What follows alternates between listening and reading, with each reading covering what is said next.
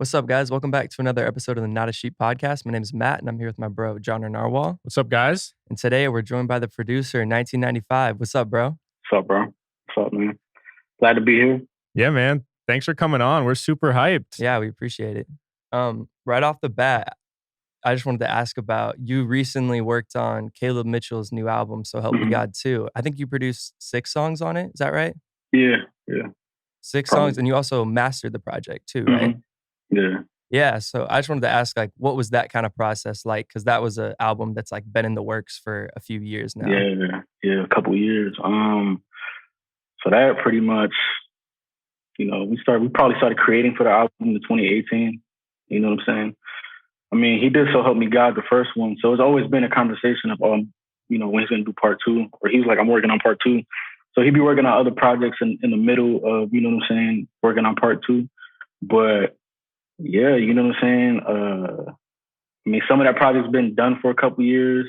I mean, even the most recent tracks on that album probably been done for a year and a half, probably.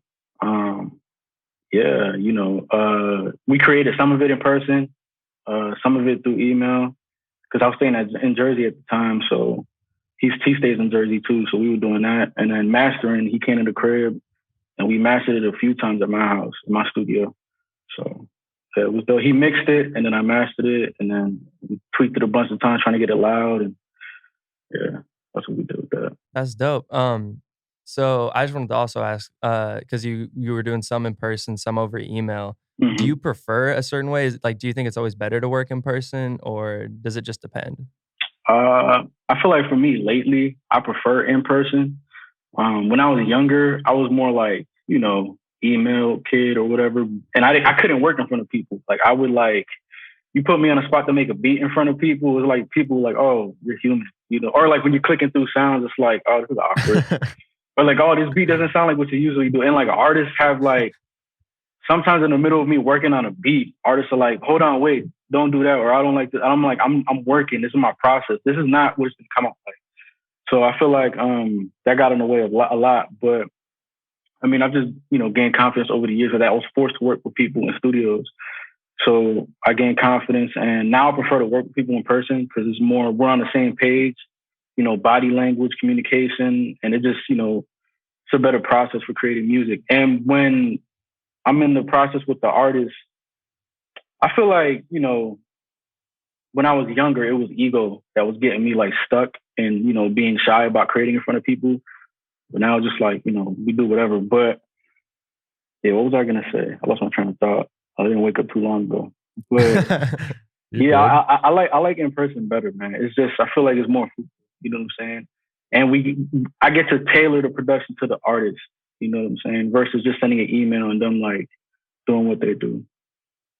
Yeah. So are there kind of times when if you're in the studio with an artist were there certain times where it's like, all right, look, this is what I do. Let me do my thing and let me take the driver's seat right now. Yeah. And you guys just let me do what I do best. And then you do your thing, as opposed to some guys trying to step in and tell you how to make your beats. Is that a big thing? It depends sometimes. I feel like because I work with a lot of artists who are new to working with somebody in person.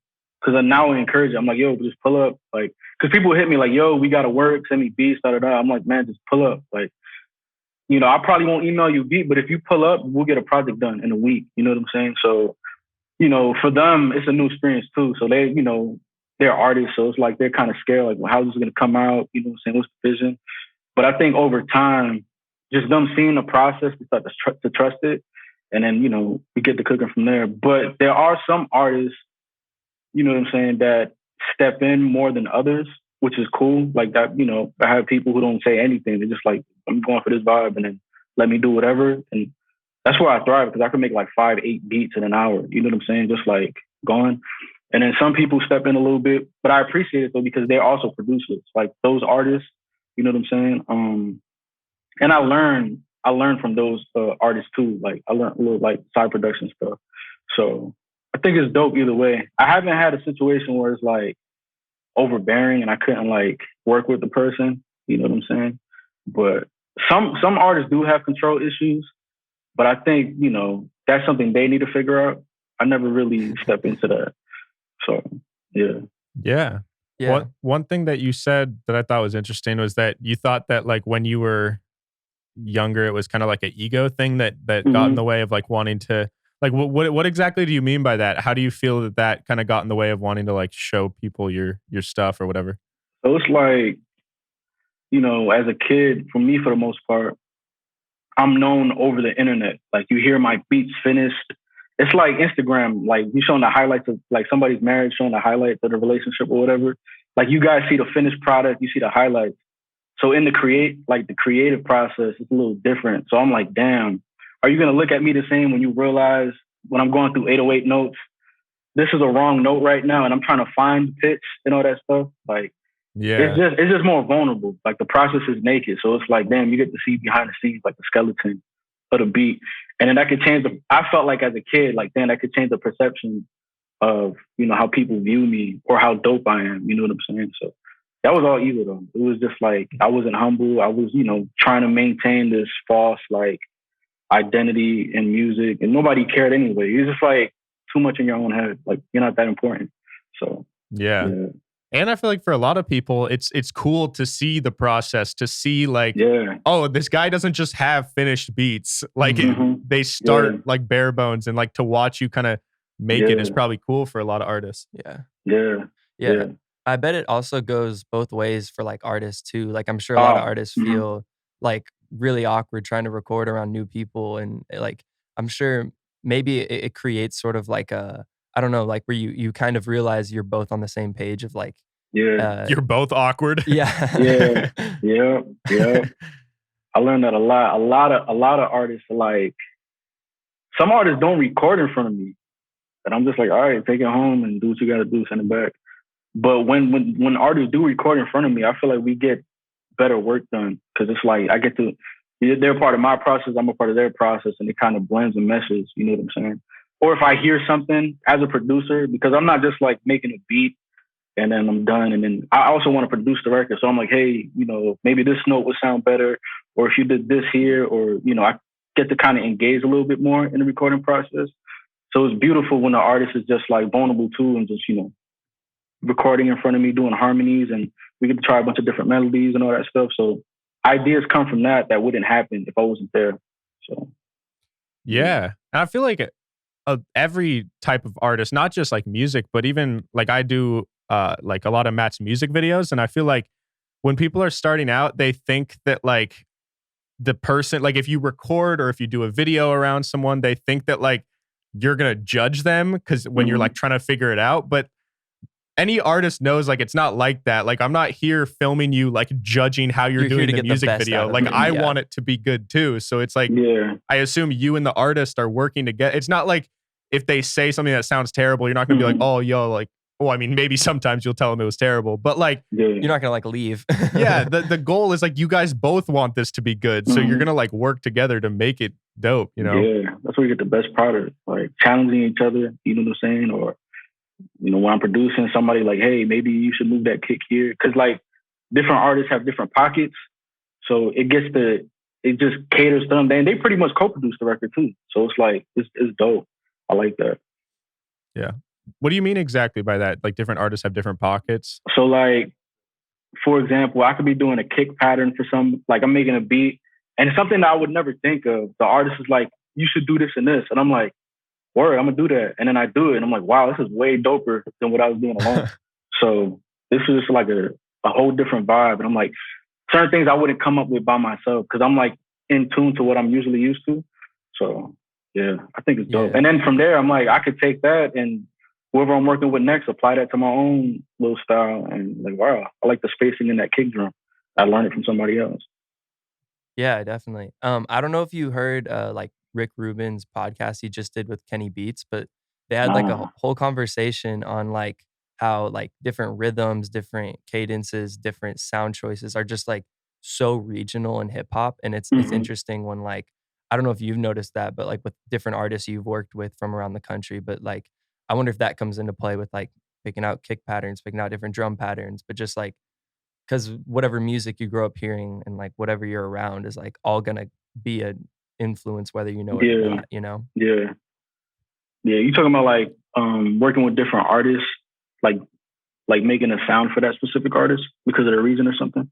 Yeah, you know what I'm saying? Some people like West Coast. Some people I'm doing more West Coast production. I'm not even from the West, so I'm incorporating that. Some people is more East Coast. Some people is more Southern. So it's like different bounces and different tempos for people. So is there a certain kind of like style that you prefer to produce in, like other than, I don't know, like if an artist comes to you and like they're good, but it's just maybe not exactly your style, is there like times where you like won't work with someone, or where you just kind of would prefer to work on like a different type of beat or make something else? Or do you try and like, if experiment. do you try and experiment, or do you just like to do like a certain, what you're good at and what you like to listen to? Yeah. So, I mean, I could do pretty much any genre, pop, R&B, hip hop, anything pretty much. But I think when people like my stuff, right, and then they do live music, like live gospel or like live keys and organs with live drums, and they want me to produce. I mean, I could try to incorporate what I do digital because I do all digital. I could try to incorporate that. But for the most part, I'm just like in my head, like, I don't know how this is going to work because I don't do that. I'm not musically inclined. Like, I'm not the producer you throw in the room with the keyboard and I'm going to go crazy. I don't even play keys. So it's like, or guitar, none of that. So when it's more acoustic stuff, I'm just like, I don't know if I could really do that. But I could build a hybrid track, and maybe that could be one out of the 10 tracks that they have on a project, and that could fit. But executive producing a whole project in that kind of lane, I'm like, no, you might want to get somebody else. Because people might like what I do and like, yo, we really like what you do, but like, I can't do the vision that you want me to do. That's like, I don't know if it's a limitation. It's just like a taste preference. Because I like, digital stuff. I never see myself picking up a drum kit and doing all of that. So, yeah. Are you a big fan of like co-production and like, I don't know, working with another producer that like makes samples or melodies and stuff like that? Yeah. Every record I've done has been co-production because I don't do melodies. So I got friends who, I meet along the way. They play guitar, piano, whatever. And I'm like, man, you're so cold at it. Like, I'd have to dedicate 18 years of my life to get that nice. I'm not going to do that. So like, I'm working with these people. I'm like, yo, you do this, I'm going to do that. And we stick to our strengths and then we make, awesome production. So yeah, definitely. And like, I know one of your biggest strengths is like your drums, and like you make a lot of like drum kits and stuff like that. And you're known for like having these crazy sounding like percussion. How did you kind of get into that? Like doing the drum kits and designing your own sounds and stuff? Yeah. So I feel like a big part of production is sound selection. You know what I'm saying? Because you could have like 300 drum sounds and they all sound like crap when you're trying to cook something up. And you just like, no matter what you cook up, it's going to sound bad. You know what I'm saying? So I feel like a lot of producers or aspiring producers don't really know the significance of sound selection. Because people will ask me, like, yo, how do you make your beats? How do you do this? How do you make it sound like that? And a lot of the time it's simple. It's just sound selection. Like, I know what I'm looking for. I know the shape that I'm looking for. So, I feel like maybe older producers know that, but a lot of young, like, I didn't know that as a kid. People would ask me like, yo, what are you doing? I'm like, I don't know. I'm just like, we could be using the same type of drums, but I'm doing it different because I'm picking different sounds to go with, you know what I'm saying? So, and even drums got to be in tune with the melody. And like, you have to like, you can't have a percussion sound that's out of key with the record. So I didn't know that technically, but I was doing that because my mind just like, I heard it. So I put everything in tune. And I think sound selection takes you a long way. Like, I could have 5 drum stems right now or 10 drum stems. It could be a drum kit, 15 drum stems, give it to somebody who's new to production, and the beat that they make is going to be dope because it's already picked out for you. You don't have to do all the extra work. There's a kick and a snare that's meshed. There's a hi-hat that's meshed. So it's like, it's mainly sound selection. Because if you don't narrow down that sound selection, you're going to make crap with a bunch of other, different sounds. Yeah, and like sound selection will get you so far like in the mix too. Like, you can't mix a crappy sound. Like, if you have a hard-hitting kick, like, you don't need to throw a million plugins on it, especially if you're downloading a drum kit, it's probably already got like a million effects on it. Yeah, exactly. Like, a simple kick, you throw it in there and it's done. You don't have to mix it. You know what I'm saying? That's sound selection right there. Yeah, it's funny. I remember one of the like first pieces of advice I got when like making beats is like, if you want to get your drums to like slap, just literally just turn them up and turn the melody down. Like that's like 50% of it is like when people are starting out, their drums are just weak. But yeah. That's really it right there. Turn the melody down, turn the drums up. That's it. You're done. For you, like obviously you've gotten to a point now where, you know, like you're working with some pretty big artists like Kaleb Mitchell. We talk about him a lot. Yeah. And he's definitely, I think, like in the next few years is going to be really big. Yeah. What, you know, what advice, or is there anything in particular that you would say to like an aspiring producer who's like working with, you know, local people or just trying to reach out to different hip hop artists? Like, is there anything in particular that you feel like you just wish you knew when you were like learning and getting better that like would have been really helpful to you? Yeah. It's something that I was kind of like, I was young. I was probably 17, 18. I was just like groomed into it, but it's just like connecting with people on a ground level. So I knew Kaleb in 2014, probably. So I know a lot of people before before they got the blue check, before they got 20K followers and all that stuff. So one thing I wish I would have like listened to, probably because I used to live in LA. 2017, I left LA and went back to Jersey. I'm from Jersey. Then I started chasing artists, big acts, right? I get in the studio with the acts, work with them, but it's never the same as like somebody you're building with. Because I could go in there with an artist who signed to whoever and we cook up and it's just like, there's no intimacy in the creative process or in the relationship. So it's like, just another producer. We're all disposable, you know what I'm saying? And that's really that vibe. But I'd say over the last year I've been doing this, maybe the last year and a half or whatever, but I lost sight of over the last probably from 2017 to 2019, I lost sight of just building where you're at. Now I'm at a place where I'm like, okay, cool. I just want to build with, whoever I can get in touch with and bring that person up. You know what I'm saying? Because I've been doing that. I just need to stick to that. And any producer who's like got platinum plaques and is really successful will tell you the same thing. Like just find people around you and build with them. You know what I'm saying? Every artist who comes up has a specific group of producers that they came up with. And that's what allowed them to break into the mainstream. And then they could all eat after that and go different places. Yeah. And I feel like, if you find an artist that has like 1,000 followers, but like I know for a fact, like they're dope, like they're super talented.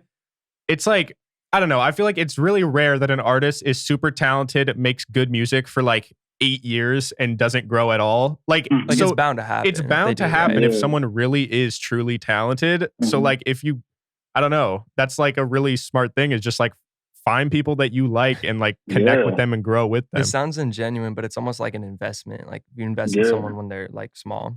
Yeah. But it's like you guys are you're both offering each other like services, like as a producer, like you're not just like using them, like they need you, you need them, and then you can build that relationship. Yeah. Yeah.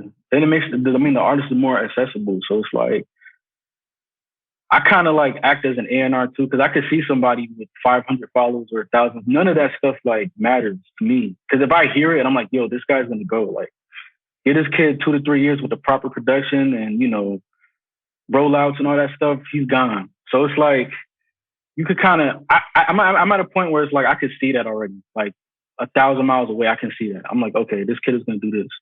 So I think it's doper when they have a small platform and they're starting out because it gives you an opportunity to genuinely build with that person. As opposed to somebody having a blue check with 50K, that's, you might email a few beats here and there and that might be the end of that. But you don't get to actually build with that person. Plus at that point, it's probably 150 producers emailing them beats. They might not even make it to see yours. So it's just a lot of different things that come into play with that. Yeah. One of my favorite projects you worked on was like a few years ago, like 800 Dash with Drew. Oh, yeah. And what was like that process like? Because you fully produced that one, right? Yeah. Drew was a kid who, man, I heard him in 2017 maybe. He had a song called All I Need.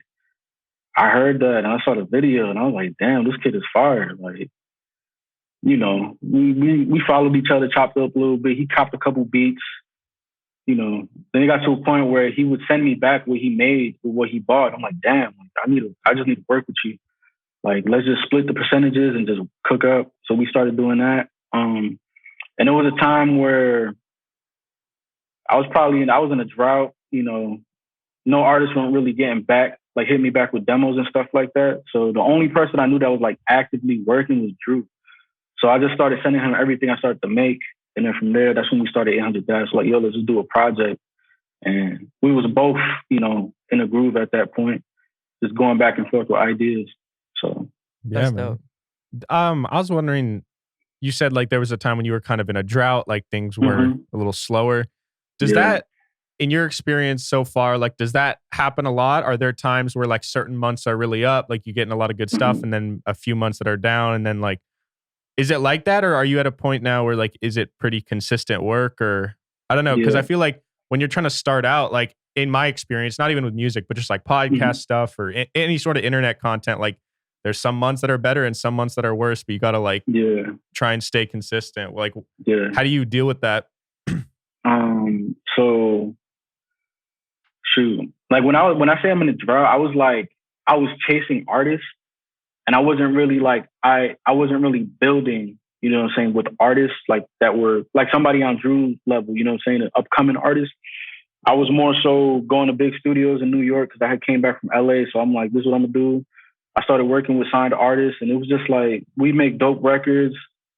Some freak accident happens, something happens, I don't make the cut for the albums or whatever. And I'm just like, I just be sitting there for months at a time working on different projects that never went anywhere. And I was just getting discouraged. So I'm just like, that's what I was saying. I wish too, like I would have just kept to what I was doing, that formula of just working with people and building with people. Because that's going to keep that fire going as a creative, as opposed to chasing things that's not going to happen. I'm sitting there for 3-4 months, no records coming back, like, or I might have had a demo with this big artist, but it never released. And it's just like, all right, like, it was getting stressful. And I was like, damn, I'm about to like retire. I might become a firefighter. You know what I'm saying? But I lost sight of that for a few years, just working with artists. Like, that's really, anytime anything moved in my career, it was just working with the people ahead of me that like moved the needle in my career. So I don't know why I tried to switch the formula for like what I was doing at that time. But yeah, that's what was going on in Jersey. Yeah. And then you also said how like, Drew bought a couple beats and then like he sent you back what he made with those, and then you guys started working together. Yeah. How important is it to you like to have kind of different avenues of like stuff you're putting out, like drum kits and then beats and then working with artists and like having like, like an album with Drew? Like how important is that to just have like different things going on that you can all like put your energy into at different times? Yeah. So for me, it's just like, hustling, because we got to make it somewhere. I don't have a job. I do music full time. So, I do beat sales online. I sell beats. I do drum kits for people, because there was a time where I stopped doing drum kits probably for a couple years. And, my roommate, Garnell Kilowatts, he's a producer. I have a few people around me that are like, yo, you need to do this or you need to do that. Not even about making money, but it's just like, yo, you should put out another drum kit. You should do this. And I'm like, nah, I'm not going to do that. But you know what I'm saying? After a while, I just like, as a producer, you need more content than what you got. Because you're either cooking up behind the scenes and waiting for an artist to drop, or, you got to go out and make multiple streams. So for me, to stay afloat, I have to do all these different things. So between working with artists, you know what I'm saying? We get DistroKid or whatever, or if we get a TV placement, that's money. Anything we get, you know what I'm saying? Selling beats, drum packs. So it's all different streams to trying to like, stay afloat and do this music. Like I don't got no platinum plaque or gold plaque. So it's like, I don't got those checks where it's like, I'm good. You know what I'm saying? Even for producers who do get those checks, they're still putting out content because they understand that when this is done, I need to, you know what I'm saying? We don't got retirement as, producers. So it's like when this is done, I still need to continue to develop income. So yeah, it's tricky though. I've seen a lot of guys like Kyle Beats talk about, maybe he's just saying this, but like he doesn't even want to chase placements and like big songs like that. He's more about like putting out videos and content under his name and building like his own brand.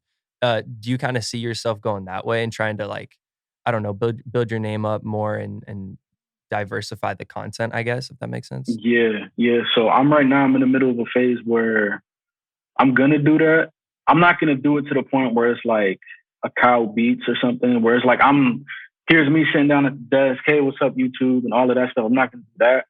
But I'm gonna get into YouTube. I'm gonna get into like a beat store online, like BeatStars, and because I know a few producers personally who they make like $250,000, $400,000 a year selling beats online. And for me, being in that position where I have a whole online beat store going, they're not doing content, they're not doing any of that. It's just like a visualizer with the beat, link to the store, building subscribers, doing tight beats, you know what I'm saying? Getting traction and all that stuff. If I can get 50,000 a year just doing that, I could focus on the artists around me so much more. Or I could like, yo, I'm gonna fly over here, I'm gonna do this album, or yo, I'm gonna fly you out over here and we're gonna do this project. And just continue to do what I'm doing. But with that stability, I could afford to do other things, you know what I'm saying? So I think that's my goal right now, to do that. Yeah, I'm sure that would be really helpful because didn't you say with your process, you're like, you can knock out like 5 beats at a time, like real quick? Yeah. I could do. So like my main focus is just like continuing to work with artists like Kaleb, you know what I'm saying?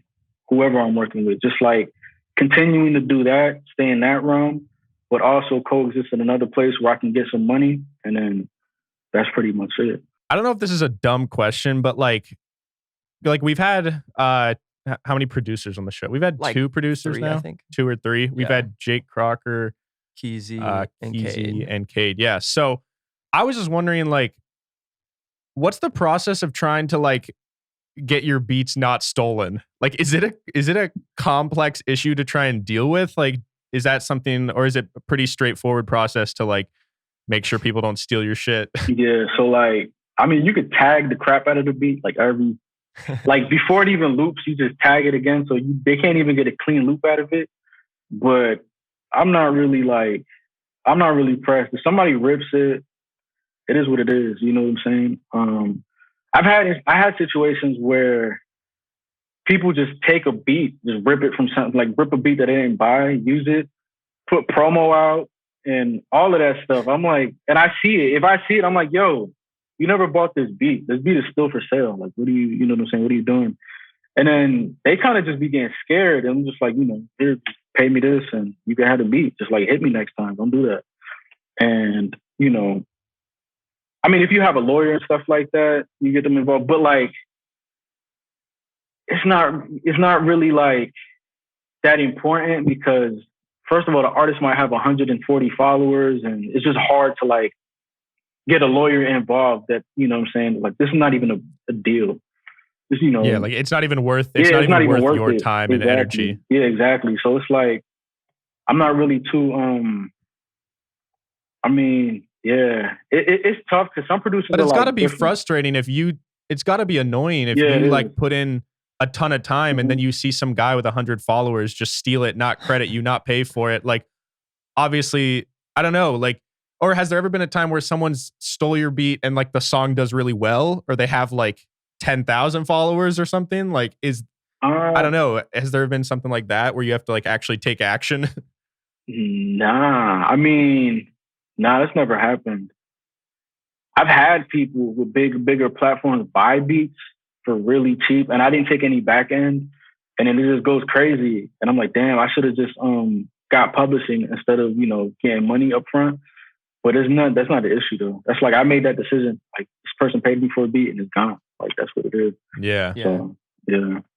I think I saw Kyle Stemberger say this, but he had like a melody or something get used in like a Verizon commercial or something like that. And he was just like scrolling through Twitter and saw it. And I'm like, but he said he like didn't care. He was like, oh, that's kind of cool. They used it. But like, I don't think he got paid. And I wonder if stuff happens like that for producers. Cause I'm sure there's companies out there that might not even know better. And they're just grabbing random stuff off the internet thinking it's free. Yeah.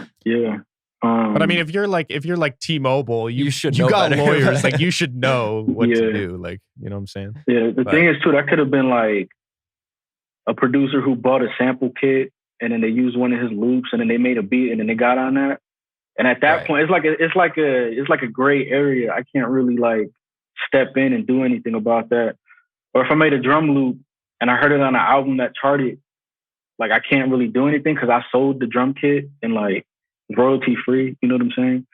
But there are different instances where it's like if a big artist, like, because I know Kyle had a song with Georgia and they weren't crediting him for the sample that he did.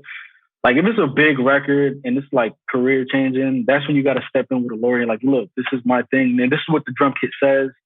It says that, you know, if you get a record place, you need to reach out and clear the samples. Like these are not cleared samples. These are just samples for royalty-free use. Like if you're going to do a BeatStar sale or something or a lease. So that kind of stuff happens. Yeah, there's like such a confusing like gray area, like you said, with like, I think a lot of producers, like small artists and stuff like that, like people don't know like what royalty free means, or they don't know what rights they have. They don't read contracts if they buy it online. And I think a lot of producers have these like contracts they make that like I don't even know if they know what they mean. Like they're kind of just copying and pasting from BeatStars or whatever. But or people are like, yeah, if I put it on YouTube, like it doesn't matter. I don't need to buy the beat and stuff like that. And so I don't know. There's just sort of this whole confusion in like the underground artist community, I feel like. I mean, it's a lot to work because like you have to damn near be a lawyer or like study the book, like a music business book to even understand it. But a producer could post a beat on YouTube and say free download, but it doesn't mean the beat is free. It means you could download it as an MP3 and it might be in the thing where it says for listening purposes only, and then it has more detail. So everything is just like, you know, it's. I could imagine if I'm 16 years old and I'm rapping, I'm just like free download beat. I'm throwing this on iTunes with $10 and doing distribution because now you can put music anywhere. Yeah. And that's why it's one good reason for upcoming artists to learn how to produce your own stuff. Because then if you get to that point, you don't even have to worry about like I mean, obviously it'll always be nice to work with other producers, but like, you know, I feel like for a like young artist, your stuff. If you can just rely on yourself, then like you can avoid a lot of the headache or like confusion. But even with that, there's still a lot of confusing stuff that can come in. Like if you're a new producer and you don't know how to play keys, like you might go download a few sample packs and stuff like that. You might hop on Splice and download some loops. But like you might not know if that song blows up. Do I owe some producer that I don't even know who it is because I downloaded it from Splice, or I got it off Reddit and I don't even know who actually made this loop? Like, how do I give them credit so I don't get sued, or do you just take the chance? Yeah, there's a lot that goes into that because you could make a beat with a sample that came from, say, Kentucky Beats, and then Kentucky Beats ripped that sample from another producer and put it in his folder, and he didn't even make. So it's like you could go down a list of like, you thought this producer did it or that producer, but it was really another producer who did it, and then you get in trouble doing that. So it's like, it's a lot. It's a lot. Yeah, especially now because everything is streaming, everything is just public. It's not like back in the day where it's like I'm burning a mixtape on a CD. Now it's just like it's an album. I could re-upload Kendrick's music to Spotify tomorrow and then get struck down. But you can do that. Yeah. Has anyone ever tried to like resell your drum kits as their own? I don't know. Hopefully not.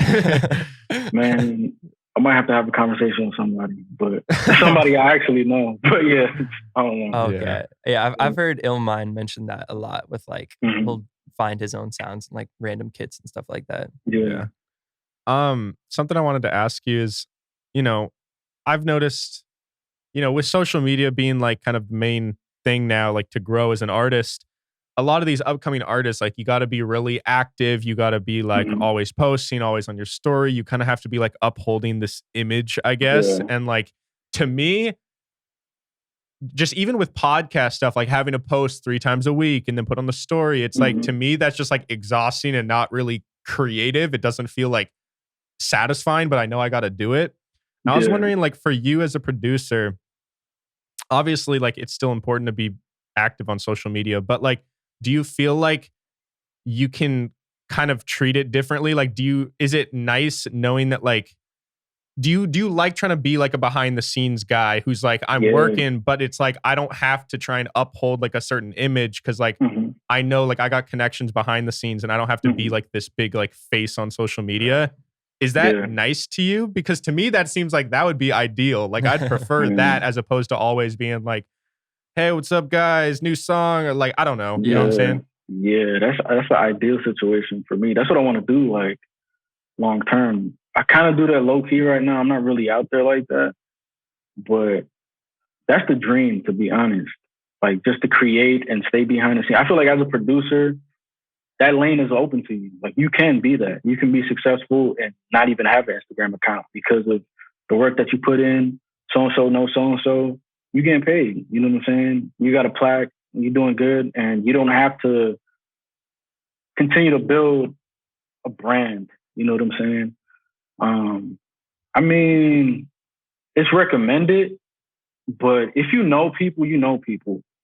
And if, you know the right people, you're good. I don't think you need to do any of the extra stuff. So, I mean, Jay-Z don't got an Instagram. I mean, he's Jay-Z, you know what I'm saying? So it's like, not everybody has to be caught up in that. And I feel like because we're in it, it's like, there's all we know. Like, we have to be in it. We have to be caught up in this rat race. But when you take a step back, it's kind of crazy how when I delete Instagram, I feel like I sinned.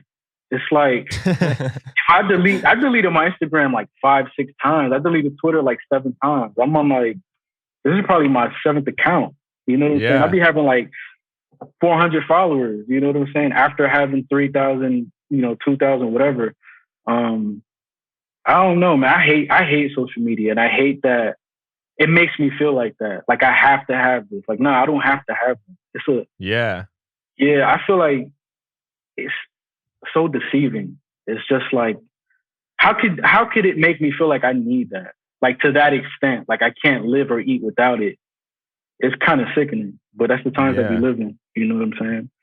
So, and what sucks is like you feel, I've done the same thing where, I haven't deleted my accounts, but there's been times where I delete the apps for like 3 months, but then in a sense, I feel really guilty. Like, I need to be posting if I'm trying to grow this or whatever. But then at the same time, it's like, I feel so good knowing that I don't have any bullshit that I have to like, I'm not going to scroll and waste my time. I'm not going to see people like arguing or just like annoying shit that I don't care about. Yeah. And it's like, if you don't have social media apps, it's like freeing because all you do is you wake up, you do whatever you do, you spend time with people that you're actually friends with, and like, it's nice. It's like a different world. Yeah. And it's sad though when you're off of it and you see other people just like on it, and I'm just like, damn. You guys seen Black Mirror? It's like a Black Mirror episode. Yeah, bro. That's exactly what this is. It's only getting worse too with cancel culture and all that. It's literally turning into it is Black Mirror. At this point, we're gonna get death penalties over tweets. So yeah, man. There's gonna be a lot going on. Black Mirror, literally, it scares the shit out of me because I'm like, we're not that far away from one of these episodes actually happening. It looks stupid, but we're right there. It's not far-fetched at all. Especially with technology, we're not far-fetched at all. So it's like, I feel like that's where the world is going for sure. And they're gonna have to like change they're gonna have to change the genre to like reality TV. Dude, for real. You might have that. Now, I was wondering, so, you kind of mentioned like, that's the dream where you can kind of like make a good living, but like just kind of do your own thing, but you got the connections. That was actually one of our questions is like, what is your long-term goal? Like, let's say 10 years from now, what do you hope to be doing as a producer with your career? Like, is there anyone in particular that you like really look up to, or just like, I don't know, what do you want to be doing? Like, what's the dream? I'd say for me, continuing to do what I'm doing now, just like executive producing projects, finding artists. I think that's my passion. It's just like finding new artists, executive producing. And in the future, man, hopefully I don't even got to produce. Hopefully it's just like, because at the end of the day, it's all about, your taste in your ear. You know what I'm saying? That's what I have to offer more than anything. So if I find this kid who's cooking up a dope beat and it's like, I have the vision. It's like Puff, a P. Diddy. Like he didn't make a beat. He didn't touch a beat machine. He just knew Big is dope. I want you rapping over this, and we're gonna do this, and that's it. That's how it happened. So at like, 35, 36, I want to be doing that. You know what I'm saying? I want to be in a place where it's just like everything's still creative. Like, I don't know what the role would be. I don't know if it's A&R, or even like starting a label. I don't know if it'll be any of that, but something along those lines of just like building up the youth. You know what I'm saying? And just creating generations that, make dope stuff. So do you mean do you hope you get to a point where you don't even have to kind of literally be the one producing, or do you always want to like have a hand in like making the beats, or do you want to get to a point where you really can be like an executive producer and like not even have to like touch a computer in a sense? I mean, obviously that's not literally what I mean, but like, what do you mean exactly? Like, that, like, I don't have to, cause I trust these kids enough to do what they do. You know what I'm saying? I mean, like, I consider what I want to do to be artist development, whether, producer or artist, whatever, just development. And I know that my brain is valuable. So that's my mind is what I'm trying to incorporate. Like, keep that in there. But I want to trust these kids, because I wouldn't want to be 21 making dope beats, and then I got a 35-year-old dude over my shoulder, like, here, do this, do that. Like, nah, like, but if he trusted me enough and he got me with I feel like those are the visionaries, you know what I'm saying? Like, when they can get their hands out of the business and let people do what they do, it's always going to be greater than what they ever did. So being a part of it, you know what I'm saying? It's just being a part of something bigger than yourself. So like, I love Timbaland, you know what I'm saying? I feel like for the most part, he's done that. He's at a place now where he's probably 40 plus making beats, and they're dope. But, you know what I'm saying? I'd be in that situation, but I wouldn't be like physically making the beats. I'd be like, yo, I'm Timbaland. And if you know that, we know what Timbaland sounds like. So the climate of production today, well, like some of, Drake's production, OVO, like some of my favorite producers, everything is inspired by Timbaland's bounce. These are all offsprings of Timbaland. So Timbaland could sign all these producers, and, these kids could do things that he can't do today. You know what I'm saying? So it's just like merging that, his mind, his expertise, his different way of thinking, his bounce, the way he picks samples, with these kids who are already inspired by him, just fusing that and then taking it even further. Instead of him doing the heavy lifting and making the beats, and 8 out of 10 might not be that dope. And it's just like, you're not the same. It's like boxing at 40. Like, you're not like that. You know what I'm saying? But your mind is like that. Or it's like hooping at 40. It's like, you're not going to be doing dunks and layups like LeBron James at 45 is not going to be hooping, but he might be the owner of a team, and he might be a coach that could take somebody to win 10 chips. You know what I'm saying? Yeah. So it's just like, I feel like the mind is valuable. That's what I want to incorporate more than anything. You know what I'm saying? Because I feel like you could block your blessings getting in the way of people creating. And I feel like you need a lot of self-awareness. I feel like I'm fortunate enough to have that. So. Yeah, that's a super good comparison. I've never really thought of it like comparing the music industry to like sports. Like, you're right though. Like, someone who's, if you've been literally making beats for like 20 years, 25 years, like, there's going to come a point where you either want to do something else, or you just like, I don't know. You need to switch it up somehow. And like, I feel like the younger, like you said, like a 21-year-old, like those young guys are kind of the ones that like run the industry in the sense of like, they're the ones like on the forefront. Right. But that doesn't really mean they like run it and like behind the scenes. It's a lot of like the guys who are seasoned veterans, Yeah. Yeah, and then like even from the NBA to today, these kids are like freakishly talented. Like, they're doing everything that they did back in the day and more. And so they're like 18. You're jumping into the league at like damn near 7 foot, shooting threes, dunking. Like, it's just freak. Like, it's a freak of nature. So I feel like in music, it's the same thing. These kids are doing things that, like, if you hear the samples these kids are making, nobody was doing that back in the day. With all the technology that we got, everything's just going forward and advancing. So it's like, and it's moving so quick.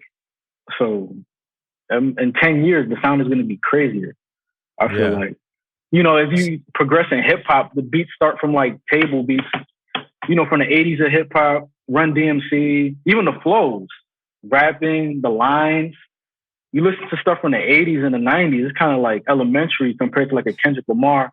But those people had to walk in order for, the people today to do what they're doing. So it just keeps on moving forward. Yeah, that's really interesting. I was talking to someone literally yesterday about how, like, in the NBA, the way the game was played like 80 years ago versus the way like basketball's played now at a high level, it's like night and day. But what's crazy is like 80 years ago, they probably couldn't even have thought that like this is how the NBA would be played now. Like they probably thought they were playing to the highest level. And we feel the same way about that now with like music and sports and stuff. But like it's crazy because it's gonna keep going. It's gonna keep evolving. Like, where do you think things will be in like I can't even imagine where music will be, like hip hop in 100 years. Like, do you think they'll look back the same way and be like, wow, that was kind of elementary? Yeah, because if you think about me thinking about it, I think in like 07, I feel like that was a big time for Sonics, 06, 07. You know what I'm saying? So looking back though, it's like, damn, that's like baby stuff. Like, you know what I'm saying? Like you listen to a Young Jock beat from 07, it's like, it's not hot today. But back then it was like future. Like when I was listening to that stuff, it was like futuristic. It was like I saw UFOs in my mind. I saw all of this stuff. Listening to it today, it's like, bro, it's an 808 and a snap with an ugly synth. So it's like some records are timeless, but it just keeps moving forward. Like you guys heard Swagger Like Us, Kanye West, T.I., Lil Wayne. At the time, that was like shooting late like spaceships and like the way it sounded. Today, it's like, the drums are kind of sus. The synths are like, it's not really, you did that today, it's not futuristic. You know what I'm saying? Right. And but the sound is evolving.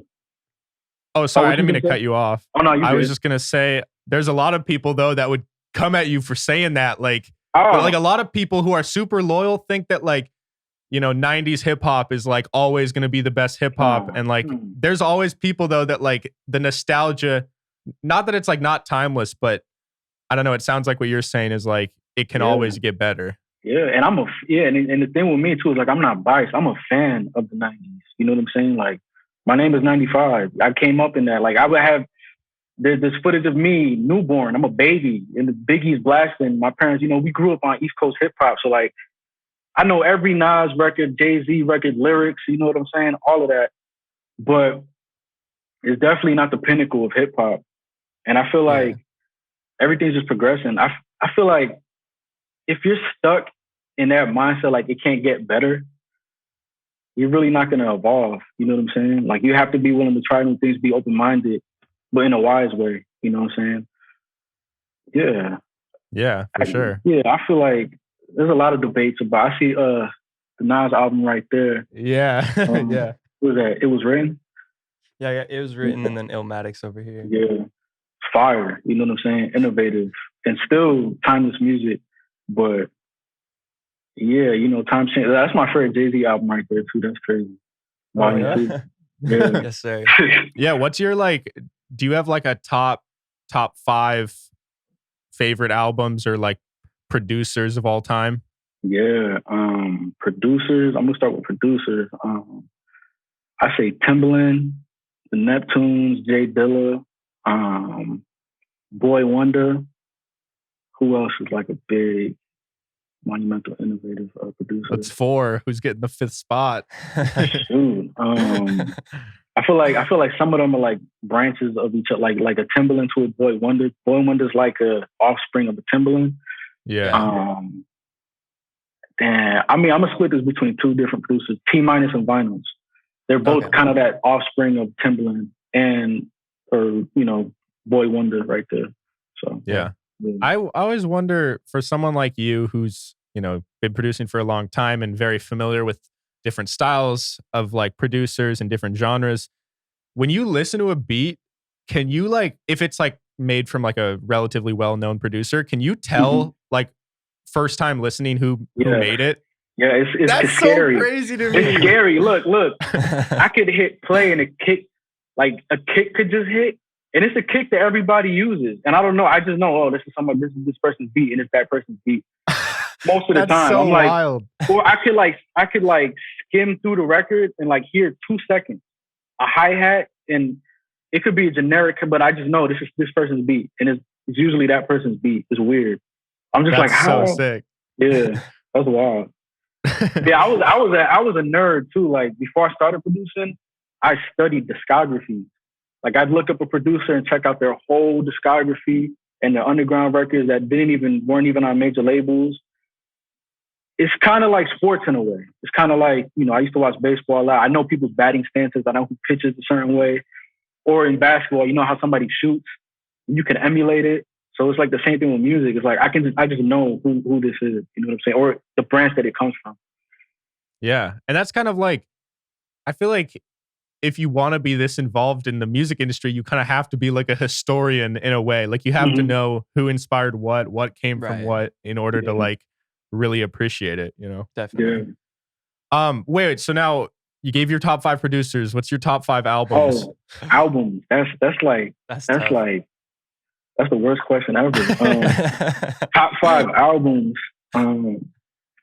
Because even an album I would put in the top 5, I'm like, this is really top 5 worthy. So I have to second guess. Yeah. We'll just keep it to hip hop make it simple. Hip hop. I'm gonna say To Pimp a Butterfly will be my number 1. J. Cole's my favorite rapper, my actual favorite rapper. Hey. I don't know what album I would put there. Because I know it's such a tough question, especially for someone like you. Yeah, because like I want to speak for like my personal preference, but like if you really fact check, it's really like that. Like it's really his best. Or I'm just like thinking there's 21 tracks and I like 18 and 4 of them I don't like. I don't want to co-sign it. I'm just like, right. But I would say, okay, I'll say To Pimp a Butterfly and Born Sinner, J. Cole. To Pimp a Butterfly, Born Sinner. Shoot, what's it? It's tough. Jesus. I'll throw Jesus in there. Jesus in there. Okay. Beautiful, dark, twisted fantasy. I forgot the way he worded it, but that's 4, right? That's 4. Yeah. Damn, Drake is out of the picture. I'm gonna have to go nothing with the same. I was gonna say Travis Scott, Birds in the Trap, but that's fairly modern. But yeah, I sort of. I feel you, and I mean, like I think. Well, was that list what you consider like your favorite albums, or what you think are objectively like the best 5? I would say my favorites. Like these are albums that I could go to and start to finish, like press play and sit down. These are those albums, which is ironic because I wasn't really thinking that, but that's exactly what those are. That's what it came to my mind. Are there ever projects that you can listen to and objectively you're like, that was good, like no doubt that's really good, but it's just like not really my thing. Like I respect it, but I don't like love it. Like, do any of those like come to mind? I'm just curious for like a producer like you, like, or do most stuff that just really good, like you like, or are there times when it's like really good, but I just don't really like it for whatever weird reason? Yeah. I say for me it's difficult because I usually pick records that I like, especially today. We could pick whatever we want and put it in a playlist. So I take like 2 or 3 from an album that I really like. Because I don't really care for what's her name, Nelly Furtado, her music. But Timbaland did some records that I always have the same 3 from her, like in rotation. Like Say It Right, Promiscuous, a couple records, even some of Justin Timberlake stuff. You know what I'm saying? Yeah. That's one of my favorite R&B albums. Probably. I don't know if you consider R&B, but Future Sex Love Sounds, that joint is fire. Shoot. So like the question that you were saying, I probably have to say like Future, like Dirty Sprite 2 or something. It's not something that I'm gonna go back to and like, but I could appreciate it, and I have probably 2 favorite tracks, and I could like understand and appreciate, what I'm saying, where he's coming from. Sonically, even What a Time to Be Alive, Future and Drake, Migos albums, like I mess with the flows heavy, some of the beats, you know what I'm saying, the cadences. But it's not something that I'm gonna go back to and like, let me throw on that Migos album for this long road trip. Like I'm not gonna do that. I feel like it's mostly just Atlanta. A lot of Atlanta music, I'm not really gonna sit there with unless it's Outkast. But like a lot of that booming 808 trap type stuff is not stuff that I'm gonna really religiously listen to. But it'd definitely be on rotation, and I could like appreciate the sonics. Well, yeah, man. Is there any upcoming projects or just singles or anything you've been working on that you can announce? Like anything that you have a release date coming out for? Shoot, release dates, nah, but probably within the next 5 months. I'm working with this kid. His name is Darius James. I don't know if you guys are familiar. So I've been working with him. He comes to the crib probably, every 2 weeks, every 3 weeks. We cook up for probably 3-4 days at a time. We're working on his album heavy. That's the only project right now that I got my hand in that I'm like really excited about. Yeah, that kid is really dope, man. The music is special. So. Yeah, man. What's his name? I'm looking forward to that. Darius James? Yeah, Darius James. Yeah. All right, yeah, I'll have to check him out. I've never heard of him. That's dope. Yeah. That's probably my favorite music to come right now from me personally. Yeah. Okay, dope. Yeah. Cool. Well, man, this was super cool. Thanks for coming on, hopping on the podcast and talking with us. No doubt. I appreciate it. Yeah, man. It's been cool. And I know like Matt's obviously known about you for a really long time. And then he told me about the project with Drew Famous and about you and stuff. So I've listened through that, and I've listened through Kaleb Mitchell's album a lot. I really like his new project. So yeah, man, I love your work, and I'm glad we got to talk to you. And hopefully maybe in like a year or something when more music is put out, we can have you on the show again then. Yeah, I'm down. I like what you guys got going on here. It's pretty dope. I appreciate it too. Like, you know what I'm saying? I never did a podcast. I probably did like 1 or 2 interviews in my life. So there's always dope to talk. I'm not antisocial. I'm introverted, but I feel like when the conversation is like conversation like this, you know what I'm saying? It's definitely dope, and I appreciate it. So I just like to talk about music, man. I'm passionate about music. So I appreciate you guys. Thank you guys for having me, and thank you guys for checking out the music, you know what I'm saying, and being interested. So I appreciate it. Hell yeah, bro. Where can the obviously the show's not huge yet, but we have some loyal listeners. Where can they follow you on social media and like check out your music if they want to go check it out after the episode ends? Yeah, so you can follow me on Instagram.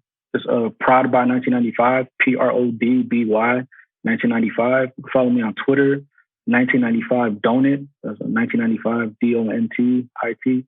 I'm trying to stay engaged more on social media because if I don't exist there, I'm a ghost. But yeah, you can find me there, and I'm working low key. Yep. All right, Matt, where can they follow you? You can follow me on Instagram and Twitter at @TheMattMog.